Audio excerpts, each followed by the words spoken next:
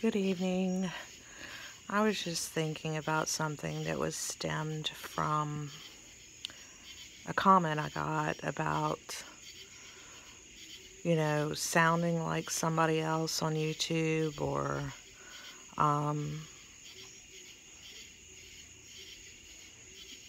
I guess my ideas sounded similar, etc. Nobody has the market on ideas unless you really want to get a patent for something. But things that are based on observation and experience are owned by everyone. And people can have different perceptions over something that happens that is very similar. We can look at things at a distance and analyze them and come up with our own conclusions, but to experience something and truly observe it and be in it is a totally different realm of getting an idea about something.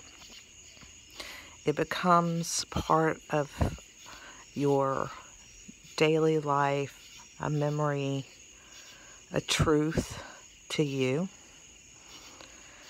part of your reality. And it's what makes us all different, and our perspectives are a little bit different. I mean, you'll hear people all the time, well, I never thought of it like that. And that's what makes it so great to listen to other people talk about the same subject you may talk about, but they might come at it from a different angle or have an additional observation that you did not even think of, or have additional knowledge that you did not know about and maybe you need to do more research on.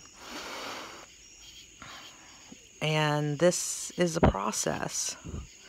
And with age, for a lot of people, comes a lot more knowledge and sometimes wisdom on how to handle things, how to look and discern on what it is you're seeing, how things have maybe changed from the time you were 15 to the time you were 25 to the time you were 35 to the time you were 45, etc. For those who've been here longer, they have seen more. And the more that you go out and experience different parts of the country or the world, you even have more perspectives on how things work and how people think and their perspective. Also, language plays a huge role in people's perspectives. If you live in a place where there's snow 24/7, then you have many different words to describe snow, like the Eskimos do. Whereas if you live in a place where you rarely see snow, you might have snow, hail, sleet, powdery snow. You start throwing in adjectives to describe the snow, but you don't have distinct words for different types of snow. Or your vocabulary is very limited. Different languages, sometimes things cannot be translated into your native language because there was no need to describe it because you really didn't experience those things in that aspect in your part of the world. If you study different languages, you'll discover this. The other language that I studied was French. So I began to realize the different structure and therefore the different thought processes, those who grow up in the French language as opposed to the English language. So it gets very complicated on what is, you know, someone's reality and their different ideas about different aspects or topics that you may discuss.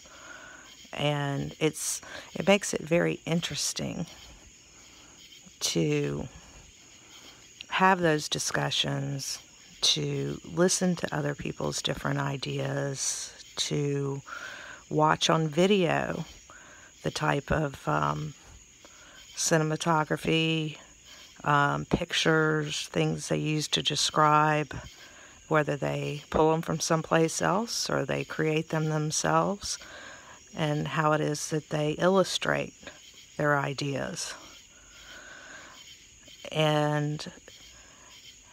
But no one person owns a topic. You know, those topics can be expanded upon. They can be analyzed differently. They can be looked at. A lot of things today that are called facts are actually theories. I mean, in school we all learn that atom is the smallest part of matter, but that's not the case anymore. It is the quark. So facts are only what we know at the moment. And with our limited capabilities as human beings, our 5 senses that are limited, we don't see everything in reality.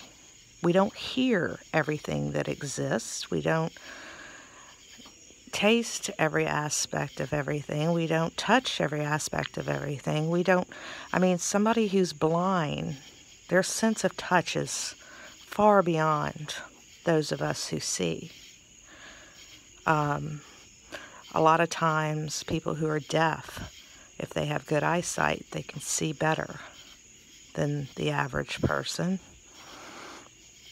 Or they notice things and nuances that we do not notice at all. Body language, things that we don't really pay attention to. There are, the elephant they've discovered so far, they can sense low frequency vibrations and sounds for like 10 miles that we can't even hear to communicate with each other.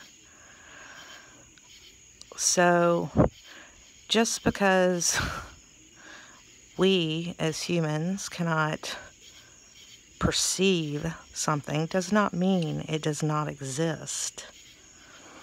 Also, unfortunately, I think we have been misled, lied to, and there are things in our history that we don't know about. The winners are the ones who write the history books. There are things we just don't know. And I think there are things now, using the good part of technology, that we are learning to question and try and understand and see the differences. And it's really hard to interpret things and discern what exactly is the truth. And I'm a very deep thinker, sometimes to a fault. And I have to be very careful. It is what I'm watching, what I'm seeing, what I'm hearing, and trying to get the different aspects to whatever the topic is, and trying to discern what is real or not real, true or not true, reality or not reality. And as you get older, you learn that a lot of the things you stood firm on were wrong. And some things that you doubted were actually true. And a lot of that comes through experience yourself. So, just, you know, what I want to say overall is that life is complicated. We try and make it as simple as possible just to function in this world and get through our day-to-day lives. But there's a lot more out there that we don't quite understand or get, and whatever we see as fact today might not be fact tomorrow.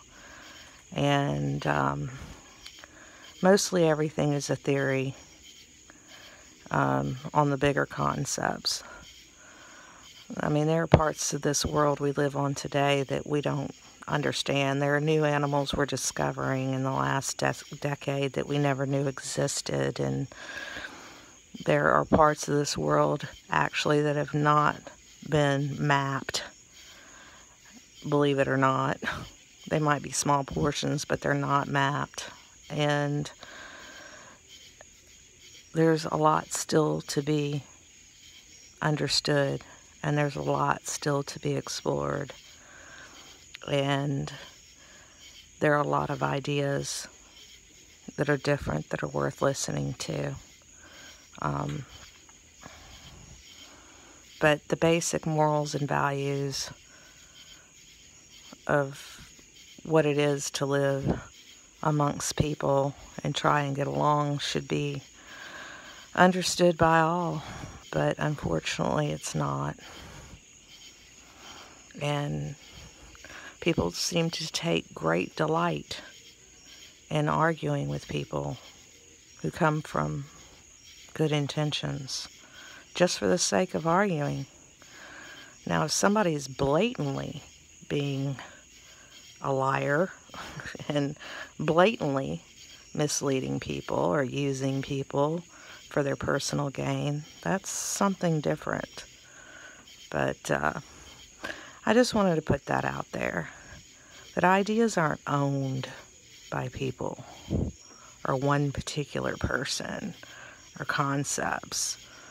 I mean, otherwise the world just stops, and whatever we know now is all we need to know.